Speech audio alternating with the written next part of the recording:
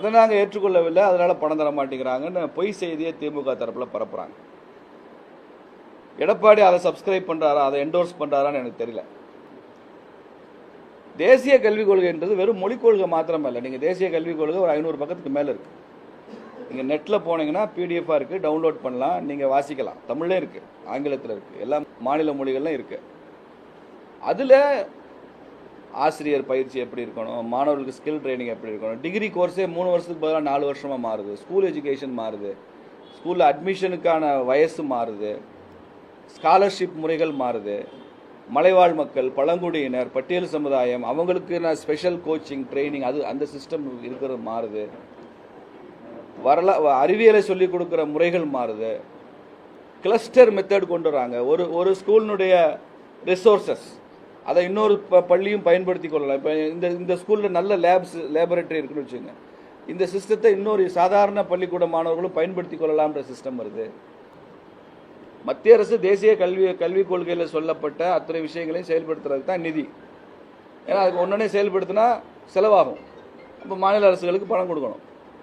நாங்கள் செயல்படுத்த மாட்டோம்னு அறிவிச்சதுக்கப்புறம் பணம் மட்டும் கொடுக்கணும் என்ன அர்த்தம்? உங்கள் வீட்டில் பசுமாடு வளர்த்தீங்கன்னா பசுமாடை வளர்த்துங்க, மாதம் 10,000 தர்றேன், பசுமாட்டுக்கு தீவனம் போடணும், புல் போடணும், அந்த மாட்டை பராமரிக்கணும், அதுக்கு மருத்துவ செலவு பார்க்கணும்னு 10,000 ரூபா தர்றதா நான் சொன்னால், சுரேஷ் சொல்கிறாரு நான் பசுவெல்லாம் வளர்க்க மாட்டேன், சரி பரவாயில்ல விட்டுரு, ஆனால் மாதம் 10,000 கொடுன்னா எப்படி கொடுக்குறது? இது முரண்பாடு. நீங்கள் ஒவ்வொரு இடத்துலையுமே பல விஷயங்களை காம்ப்ரமைஸ் பண்ணுறாங்க. இப்போ உதாரணமாக தமிழ்நாட்டில் 8ஆம் கிளாஸ் வரைக்கும் நீங்கள் என்ன படிக்கலையோ ஸ்கூலுக்கு போகிற பாஸ்போர்ட்டுன்னு போடுறாங்க. அவன் 10th 11th வரும்போது காலேஜுக்கு போகிறப்ப கூட ஏபிசிடி தெரியாத மாணவன் தமிழ்நாட்டு மாணவன் இருக்கான். எல்லாம் இடையில டிஸ்கண்டினியூ பண்ணிட்டு ஓடிட்டான். அவனுக்கு ஃப்ரெண்ட்லியாக அந்த எஜுகேஷன் பாலிசி இல்லை. இப்போ நாங்கள் எங்கே போய் பண்ணுறது? உங்களுக்கு தான் ஓட்டு வேணும், எங்களுக்கு ஓட்டு வேணாமா? மக்கள்கிட்ட ஓட்டு, நாங்கள் மக்களை சந்தித்து ஓட்டு கேட்க வேண்டாமா? நாங்கள் அரசியல் கட்சி தானே சார், அது பிரச்சனை இல்லைங்க சார். மும்மொழி கொள்கை அதை ஒன்றும் மையப்படுத்தி பேசுறது தப்புன்னு சொல்கிறோம். தமிழில் படிக்க வேண்டியதானே ஒன்று, இங்கிலீஷு கட்டாயமாக எல்லாம் தேவை வச்சுங்கன்னு சொல்லுது. இது போக 3ஆவதா ஒரு மொழியா அந்த படிக்கிற மாணவனுக்கு ஆப்ஷன் கொடுங்கங்குது. திணிக்கல எந்த மொழியும். படிக்கிற மாணவன் அவன் விரும்புனா ஏதாவது ஒரு இந்திய மொழியை அவன் படிக்கலான்னு சொல்லுது, அவ்வளோதான். தமிழ்நாட்டு மாணவன் ஹிந்தி வேண்டாம், தெலுங்கு படிங்க, மலையாளம் படிங்க, நீங்கள் திராவிடம் தானே பேசுகிறீங்க, ஏதாவது ஒரு மொழி, அது கூட அவனுக்கு பிடிச்ச மொழியை அவன் எடுத்துக்குவான்.